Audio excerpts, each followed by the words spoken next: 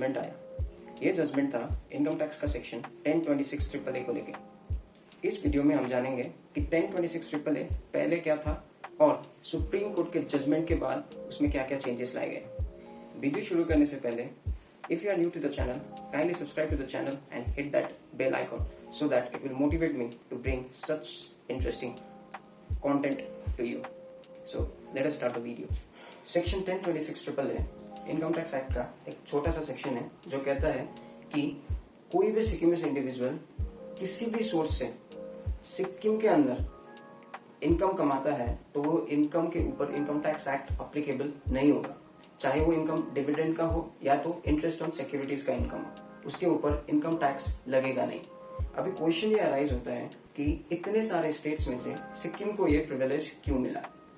इसके लिए हमें सिक्किम का हिस्ट्री जानना पड़ेगा।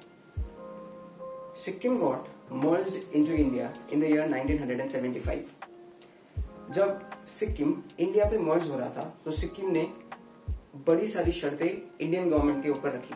उसमें से एक शर्त यह था कि सिक्किमीज इंडिविजुअल जो भी इनकम सिक्किम में कमाएंगे वो उसके ऊपर टैक्स सेंट्रल गवर्नमेंट को नहीं देंगे and Indian government agreed on this.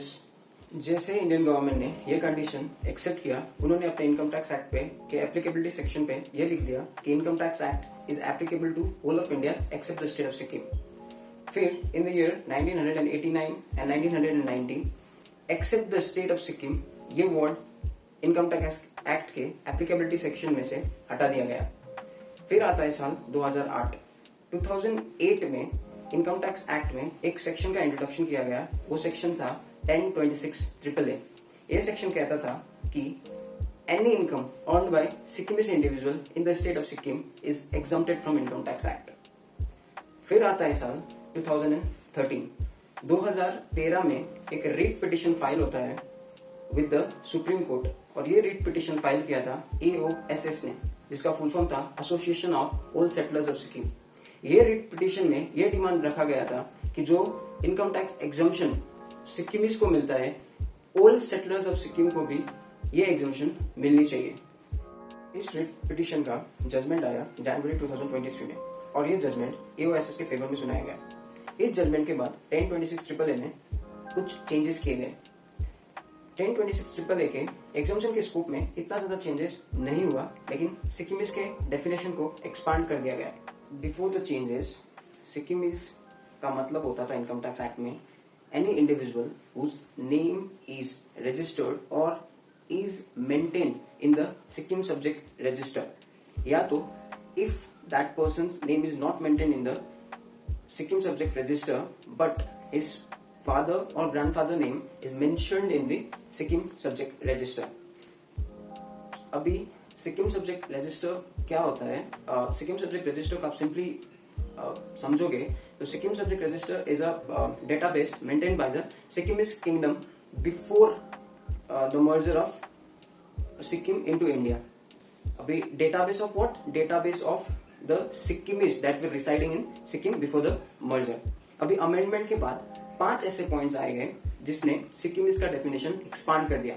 पहला पॉइंट था कि अगर आपको सिक्किमीज कहलाना है इनकम टैक्स एक्ट में, then your name should be there in the Sikkim subject register before 26 April 1975। If your name is not there, then your father or your grandfather name shall be there in the Sikkim subject register. Further सबसे important points ये डाला गया कि अगर आपका नाम Sikkim subject register में mentioned नहीं है but you are domiciled in Sikkim before 26 April 1975, then also you will be called as Sikkimese. या तो कोई भी पर्सन जिसका नाम सिक्किम सब्जेक्ट रजिस्टर में भी मेंटेन नहीं है या तो उसका डोमिसाइल भी नहीं है, लेकिन हिज फादर या हर हस्बैंड या तो उसका grandfather from his father side या तो brother from the same father is or was domiciled before 26th April 1975 in Sikkim, then he will also be considered as Sikkimese।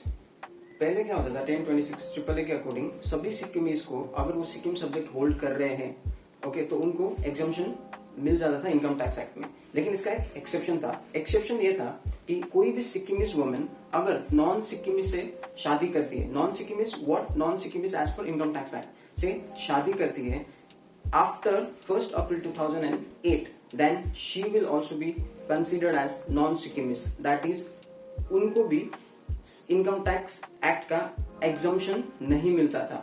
But after supreme court decision on Jan 2023 ये exception हटाया गया। मतलब अभी अगर आप Sikkimese women हो and you marry a non Sikkimese individual, then also you will be covered under section 1026 AAA।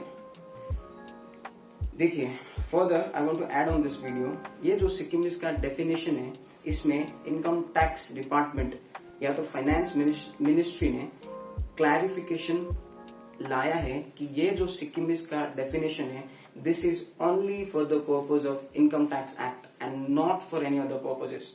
मतलब क्या है कि आप अगर इनकम टैक्स के लिए सिक्किमिस का डेफिनेशन देखोगे तो आप ये सारे डेफिनेशन देखोगे, बाकी पर्पस के लिए ये डेफिनेशन काम पे नहीं आएगा। ये क्लियरली मेंशन किया है सीबीडीटी ने, okay, that is central board of direct taxes ने, या तो आप कह सकते हो फाइनेंस मिनिस्ट्री ने।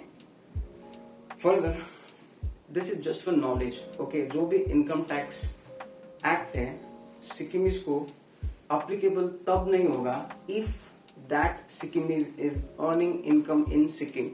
Suppose एक एग्जाम्पल लो कि मैं सिक्किमीज हूँ and I am earning income in the state of West Bengal, then that will be taxable. That will be taxable under the Income Tax Act.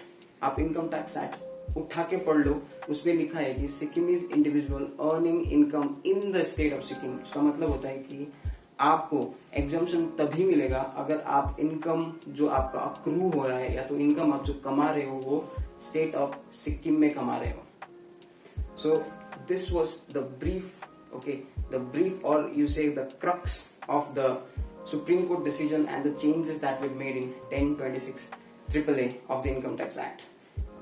Kindly subscribe to the channel, hit the bell icon, like this video, comment onto this video whether the decision of Supreme Court was correct or not.